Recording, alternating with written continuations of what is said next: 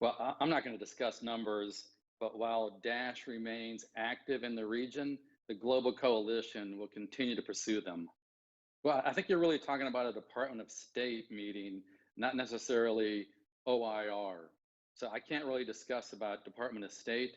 I'd refer you to the Department of State about that specific meeting. I don't.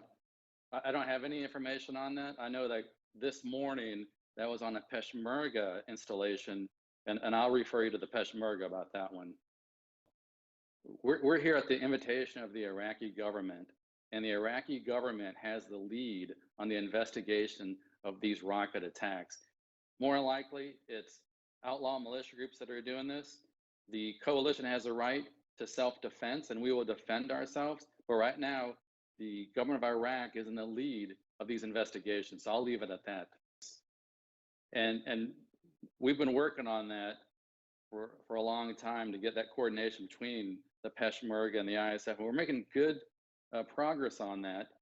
And we want the ability where Daesh has no place to go and hide or travel through. So we're making good progress on these installations and these joint centers we want to have along that disputed line there.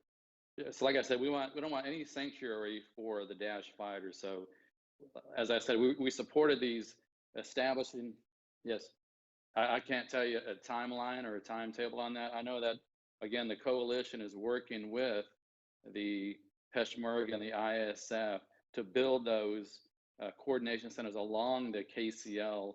And we really commend both sides in improving that relationship and that renewed willingness to coordinate on both parts of the government and their security forces.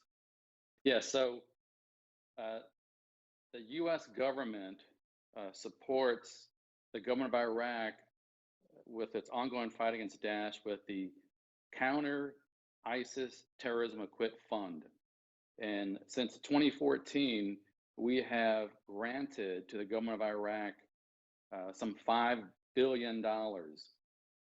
In 2020, the US government granted $527 million to the Peshmerga, which included $127 million in stipends through the Counter ISIS Training and Equip Fund. And since 2015, the US government has granted $850 million in stipends to the Peshmerga. So we support the Peshmerga with granting equipment and with stipends, and we'll continue to do that. Well, again, we'll continue with our mission, and that is to work with the Peshmerga and the ISF in our Defeat Daesh mission. So we'll continue with the CTEF funding with equipment and stipends and work with them to defeat Daesh and any Daesh remnants, just like we did recently in the McMoore Mountains from March 9th through the 21st, correction, the 24th of this month. And that mission was to destroy Daesh hiding out in some tough terrain of caves and tunnels, ostensibly the last redoubt of the so-called caliphate. Well, again, we continue to work with the SDF and our Defeat Daesh mission in Northeast Syria.